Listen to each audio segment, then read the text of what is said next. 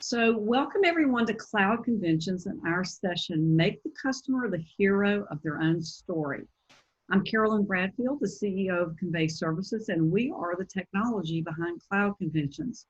Before we get started, a quick reminder that your lines are on mute and your video is turned off. We'll have a few minutes at the end of the presentation for Q&A, so easy way to do this is type whatever question anytime during into the chat window, and we'll pick them up at the end. So today we are joined by Marc Gutman, and he's someone that I've personally known in the technology industry for years because he worked on the channel team at Raindance Communication, which is a conferencing and collaboration company that's headquartered out in Colorado. Marc and I worked together there. He went on to form his own conferencing organization and functioned as a channel partner to a large number of conferencing providers, reselling and private labeling services. So he's been in the industry that we're in, and he understands what it feels like to be in the channel. So when Marc and I talked about this, we caught back up with each other, and he was telling me about his business, Wildstory.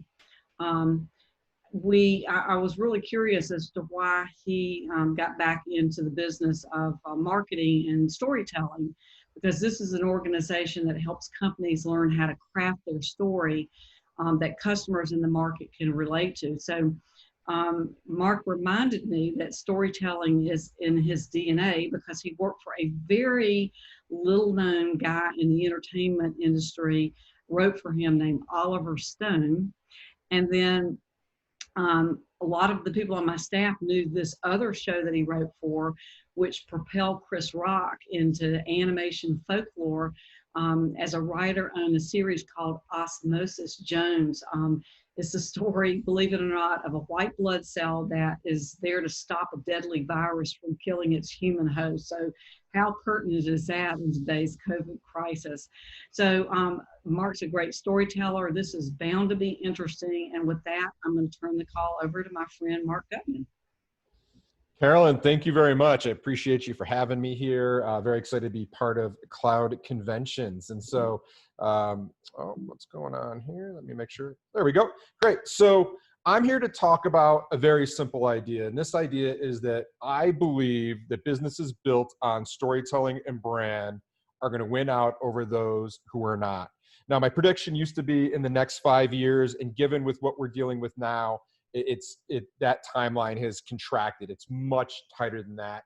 And if you are not focused on your brand and the story that you are telling your customers, you're going to be in trouble. And one of the reasons that this is I want to be very, very clear that brand strategy equals business strategy. Brand is not about your logo. It's not about your colors. It truly is about your business strategy. And in the simplest sense, aligning your business goals with your customer needs. And so the good news is, if you do only one thing that I talk about here today, you'll be well on your way. And that one thing is, as business owners, look, I'm a business owner. As business leaders, people running teams, I've done that as well. It is so easy for us to get caught up in how great we are and talking about ourselves and talking about our products and services and thinking, and we spend all day with our face in our products and services. We're in meeting after meeting talking about ourselves and how great we are. And so it only makes sense that we want to go out there and tell the world everything we do, everything about our product, everything about our service, and we want to throw up all over our customers. But that's the one thing we're doing wrong. Because as businesses, we all think that we're John McClane. We all think we're the hero. We all think we're saving the Nakatomi Center. But in reality, it is our job as businesses to make our customer the hero, to make our customer John McClane. And I'm here to tell you today that you are Al. You are there to help John McClane. You are on the outside. You are telling Bruce Willis how to get through the building and navigate the evil villains. But you are Al. And so as we go through today's presentation, I want you to think of yourself as Al and you are John McClane. And I'm going to talk a little bit about that and get into more detail about how we do that. But before we do that, I want to tell you a little bit about myself, who you're listening to. And so Carolyn did a great job of setting it up, and I'll try to do this as fast as I can. But I'm a kid that grew up in Michigan, also known as the High Five State. I have a fond, appreciation for being from Michigan, and I was like every normal kid there. I love skateboards, and I dreamt of going to California because nothing ever happens in Michigan. It's the most beige place, at least when you are growing up there. It was an amazing place, and I love being from Michigan. I go back there every summer. And I also, at that time, I had this amazing love for movies. My mom would drop me off at the movie theater, and I'd hop from theater to theater to theater, watching all these great movies. And I spent so much time messing around with a device that looked just like this, an old school VCR. And when I got to Michigan, I thought actually I was going to be an economics major. I thought it was super easy, and I got to University of Michigan, and I failed out of economics my first year. So I decided that wasn't my career, and I did fall into English literature and film. And at that point, I got into my red Oldsmobile, and I drove out to California, and I had a dream to be a screenwriter. And my very first job, I get out to Van Nuys, California, and it looked like this, and this does not look like Hollywood, and I couldn't believe what it was. And I went into this warehouse where everything looked like the land of misfit toys. There were welding robots, there were eyeballs popping out, there were all sorts of weird things happening, and I thought it was a really strange place. But what I found out, it was Walt Disney's Imagineering, and that's where I got to work on my very first movie, working with Ellen DeGeneres. And I thought Ellen was cool, but I was less impressed with her, because after that I went and I got to work for this guy right here, Oliver Stone, Academy Award winning director. And I became his story editor, and I learned everything I know today from Oliver, learning about story. He was a genius, and it was an amazing experience. And from there, as Carolyn mentioned, actually, I wrote a couple scripts for Oliver that were unproduced.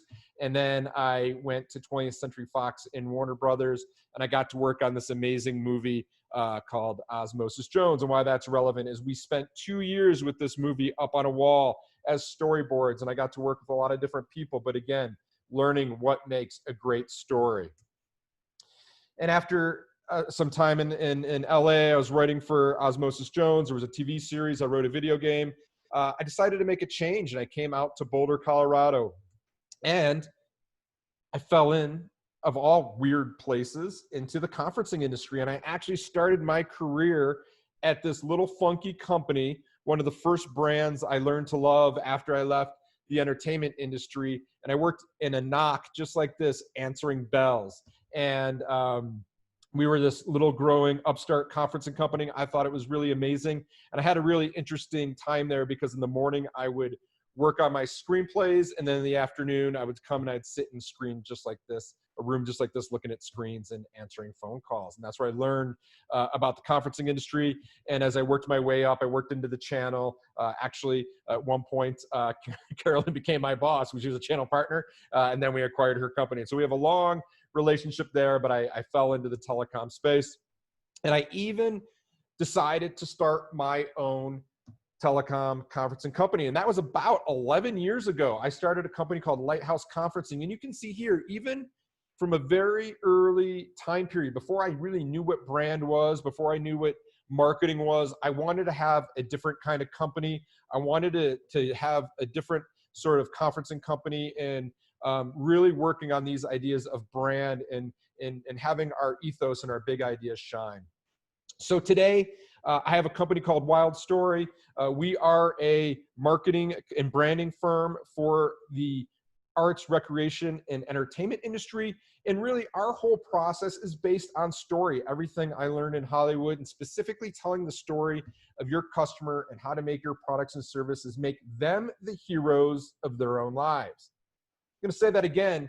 Our process, and if you have any takeaway from this presentation, follow this idea that our process is based on the story, specifically telling the story of your customer and how your products and services make them the hero of their own lives.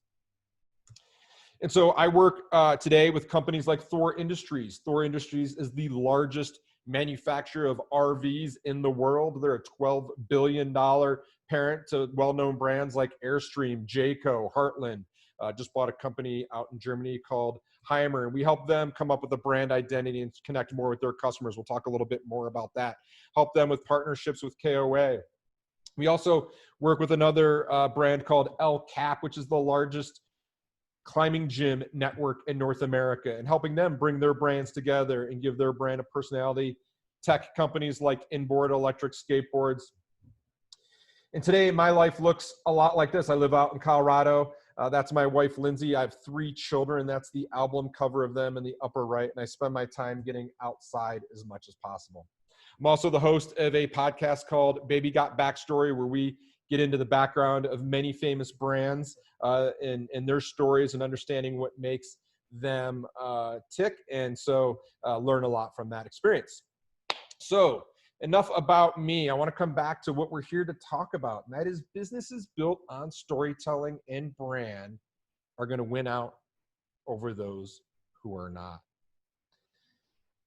And a lot of this idea, a lot of this belief is based on the hero's journey. The hero's journey was best articulated by Joseph Campbell. And it's this idea that every great story follows a certain formula. And this formula is that a hero goes out on an adventure, and that hero is met by a mentor or a guide who guides them through that journey so that they can rise above a challenge and go through a transformation or a change and achieve the goal that they want to achieve. Now, if we could go through each one of these if we had 2 hours on the stage today, but we only have a half hour. And so we're going to focus really on this idea of thinking that our customer is that hero, that it's all about their journey, and that we're going to play the part of the guide.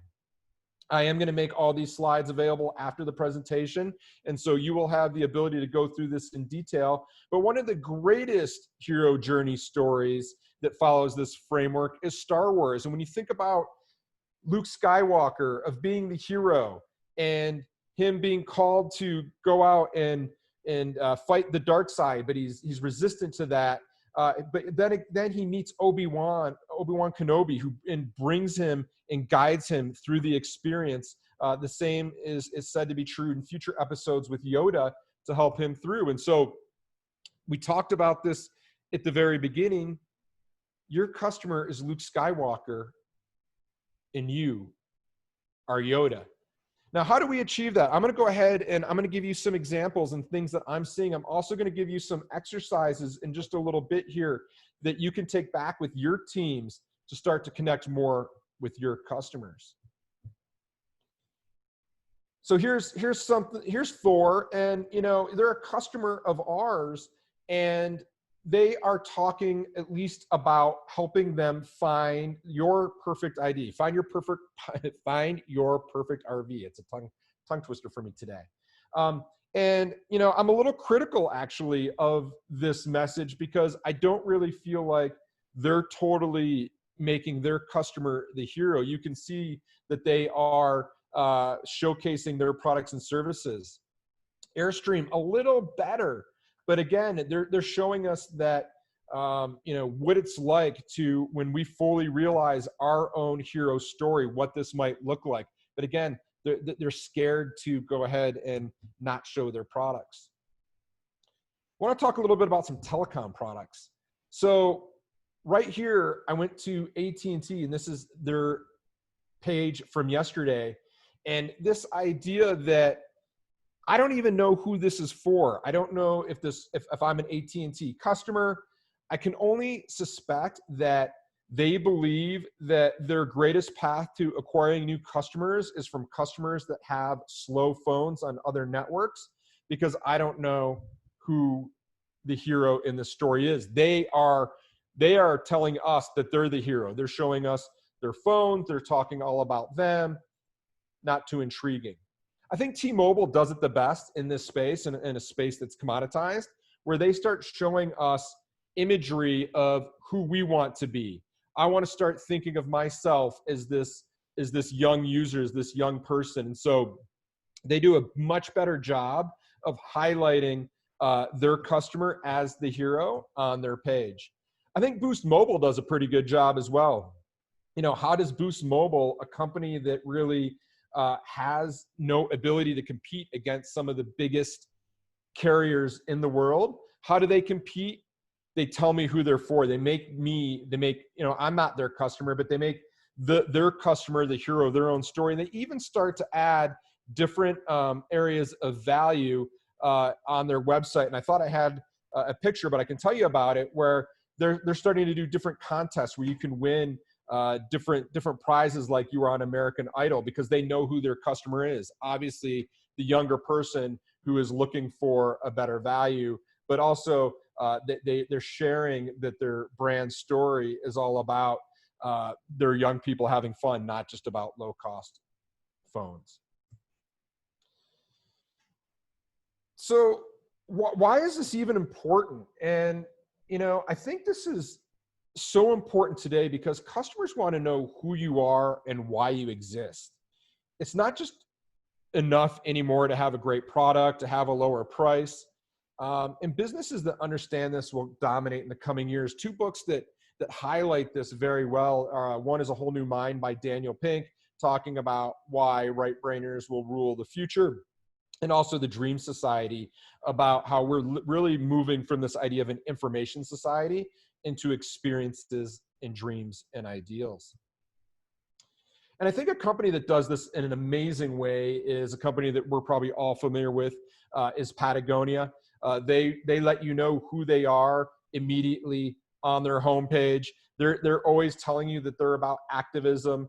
They have a lot of campaigns that say things like, don't buy this jacket. And look, this is definitely an extreme. I'm not here to say that we should all be Patagonia.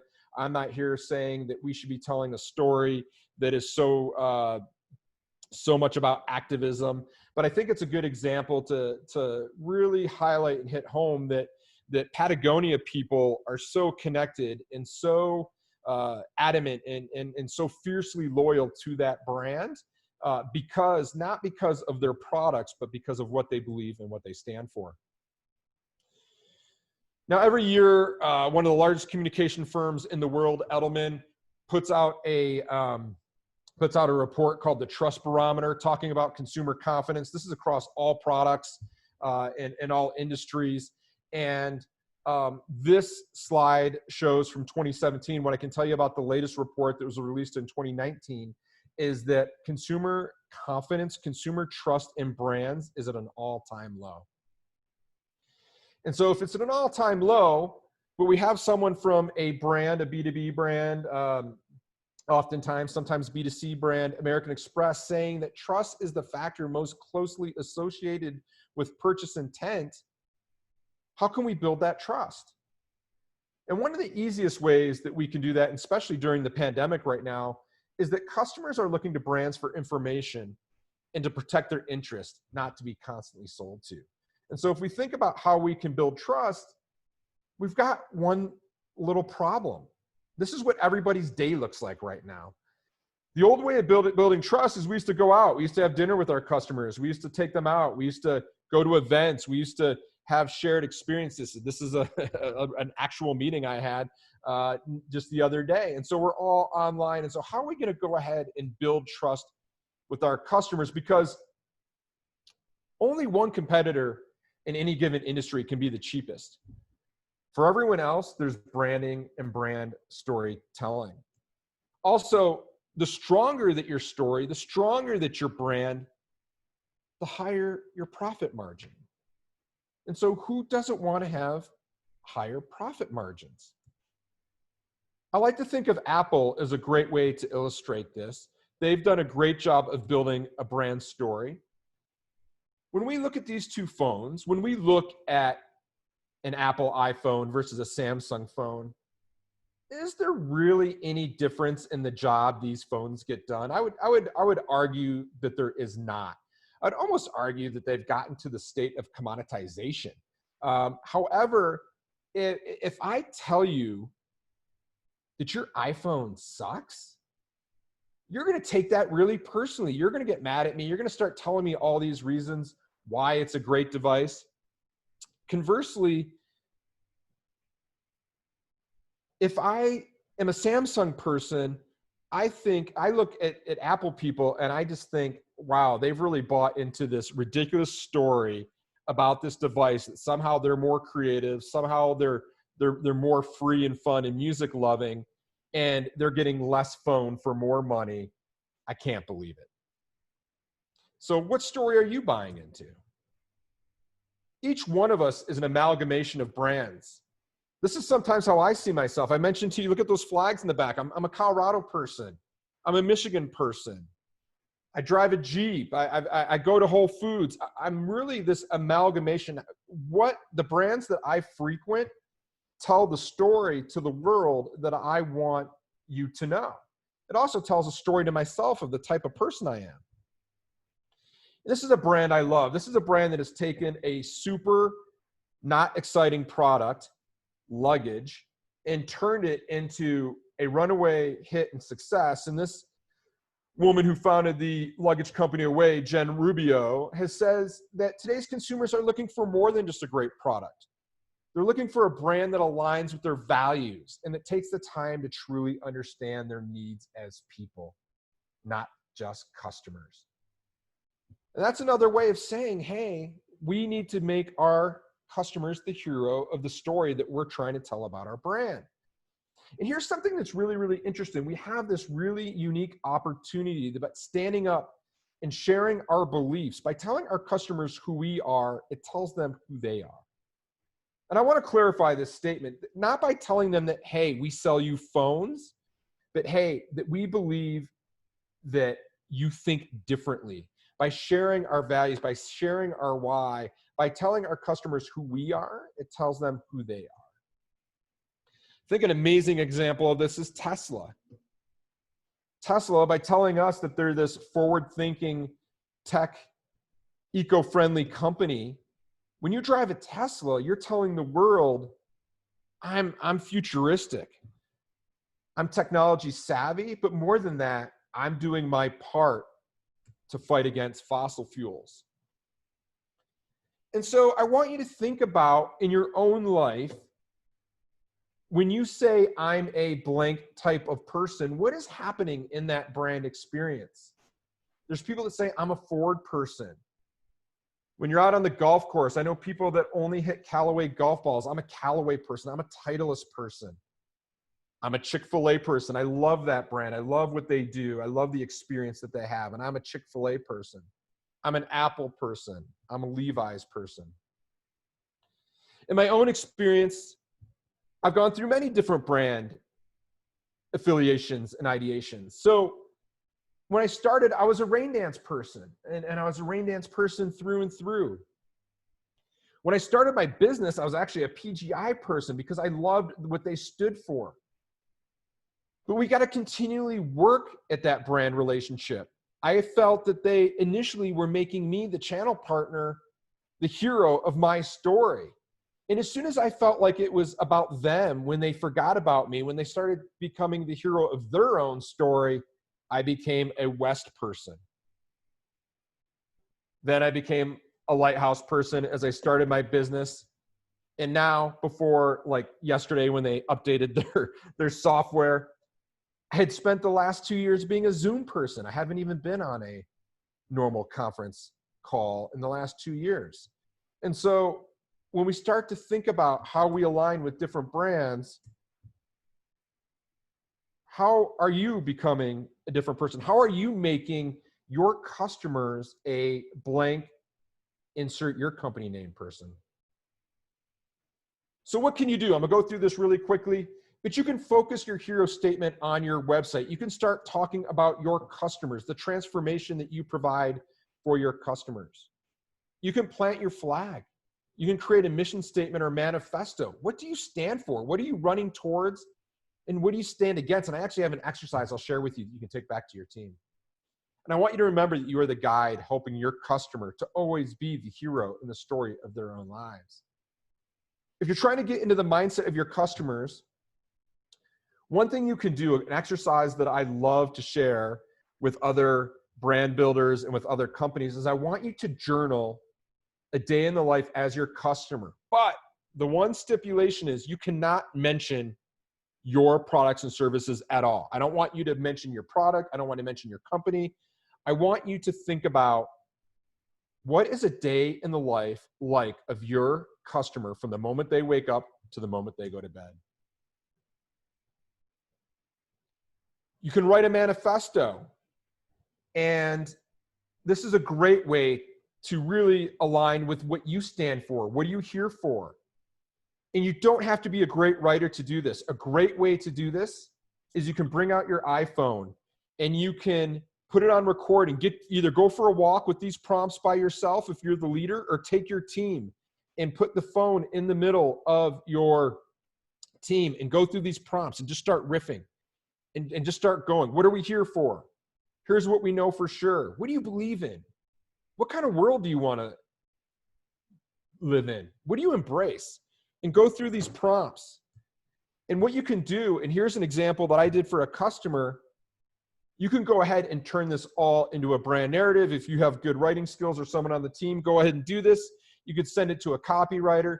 And this becomes your idea that you and your customers can rally around. Remember, by telling our customers who we are, it tells them who they are. And a way to build a brand is to build a community around a sense of purpose. And what easier way to do it than building a manifesto? You can start thinking about what does their day like and map their day before your brand, after your brand. Use this as a worksheet and fill out, what do they have before your brand? What do they have after your brand? What are they feeling before your brand, after your brand? And you can start to work that with your team. Here's something I am super passionate about right now for brands. Where else can you add value? So it used to be enough just to sell our customers our products and services, and I'll use the conferencing example. It used to be just enough for me to go ahead and get a card in their hands, for them to have collaboration services, whatever that need was, whether it was virtual trade shows, operator-assisted calling, conferencing, video conferencing like we're doing right now. But no longer is that enough. And so where do your goals and your customer needs intersect? Where else does that conferencing customer, for example, where else do they have issues? Where else do they have challenges? Maybe they need a check sheet for perfect meetings. Maybe you could provide a Spotify playlist that keeps you top of mind. Look, I need playlists all the time. I'm always looking for music to work towards too. I've seen a lot of people doing Zoom backgrounds. That's a way to stay connected. What do your customers need in their lives besides your products and services? Where else are there opportunities to show up and make them a hero? And so how do you, because this allows you to stay relevant when they're not buying. And so continually ask yourself, what would delight them and keep you top of mind, even if it has nothing to do with your products and services? Because I want you to remember, your customer is the hero of the story that you're trying to tell, and that you're the guide. And don't be afraid to be authentic, vulnerable, human-centered. If you want someone to buy what you are selling, the mission that you are on, then make your story more personal and human-centered. Look, your customers go on vacation and take pictures of their sandwiches at famous delis. They watch their friends and loved ones get married. They buy puppies and pets. They go to football games with their friends. They struggle with their kids to get that one picture on family vacation where they're kind of smiling. And they take pictures of their wives who aren't happy when a chocolate bar explodes in their purse. And they even sometimes have wings.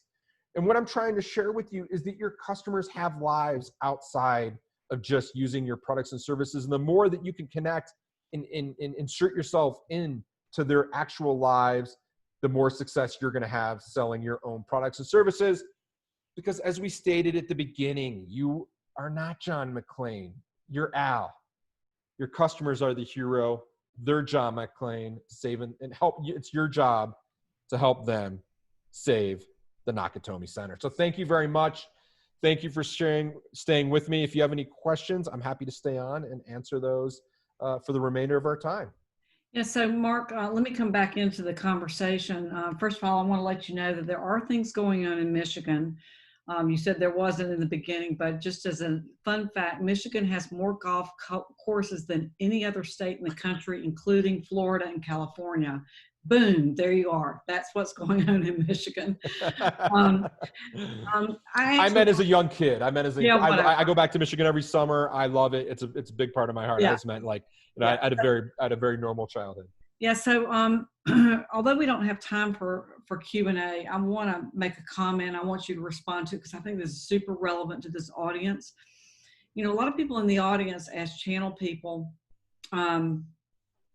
A lot of people, somebody just chatted, it also said it has more boats as well. I can't wait But, to get on one. Yep. but as channel people, we come in as the consultant, the person that's connecting you to technology. And it's really, really tempting for us to try and be that hero that hooks that customer up with technology, but then not remembering that that customer has his own customers. And so, you know, you've been in the channel before. How would you help a sales agent, a managed services provider kind of put that inclining to be the hero that saves the day to the background so that they can make the customer that they're serving the hero? Yeah, that's a great question, and I'm going to answer this because I wish I would have known it earlier in my career. I would spend a lot more time asking questions about what makes them successful. I'd spend a lot more time asking questions about their customers. I'd spend a lot more time asking questions about how do their customers, measure success. How is your customer measured? How are they, seen in their own organization, and how do they define success? And I'd spend a lot more time just, getting out of the office, whether that's literally or metaphorically, as we're on virtual technologies, and having those types of conversations. I would just be asking a lot more questions rather than trying to sell my products and services, which I've been guilty of as well. Yeah, I think we've all been guilty of that in the channel, and I think that's incredibly good advice. I pulled a lot of information out of this, and it's causing me to rethink, how we shouldn't be kind of really focusing on the bits and bytes of what our technology does, but more about, how we can turn things around so that when they use our technology, it makes them look great in the eyes of the customers and employees that they serve. So like Mark said, he will make this presentation available. Mark, if you'll send it to me, I will upload it to your speaker profile inside of Cloud Conventions, and you can go visit Mark there, get his contact information, get more information on Wildstory, because if you're struggling at all with your branding and your identity, he's definitely got the chops to help you out and get you moving in a better direction. And then we are recording this event right now, and we will make this recording available and easy to find on the Cloud Conventions portal, which will be actually live and online from now until the end of 2020. It'll take us a couple of days to get the video up, but you'll have not only the PowerPoint, but you'll also have the ability to go watch his video. So Mark, it's so great to reconnect to you, to be reminded about how talented you are. And I think you're exactly in the right place at the right time, given your background with an affinity for people that sell technology, for a long history of telling a story, writing, and making it compelling. And so hopefully people on this call have gotten some good information, and they'll want to get to know you. And just as a reminder, two things for you guys. In 30 minutes, we have an incredible keynote from Tim Mueller of IT ExchangeNet. If you want to sell your company and you're into technology and your company's small, he's going to go tell you how to value what it's worth and what the process is, how to find a buyer. And then right after that, at 6 o'clock, we have our last happy hour. Anybody that went to the first two, they're a little bit crazy, but it's the channel. So if you haven't registered for that, just all you need to do is just go on the site, click the link for the party tonight, and it'll let you know what the dial-in or the Zoom information is. So Mark, thank you again. It was great information, perfect presentation. And so with that, I will see you hopefully on the keynote tonight, and hopefully at the cocktail party. So bye from Cloud Conventions.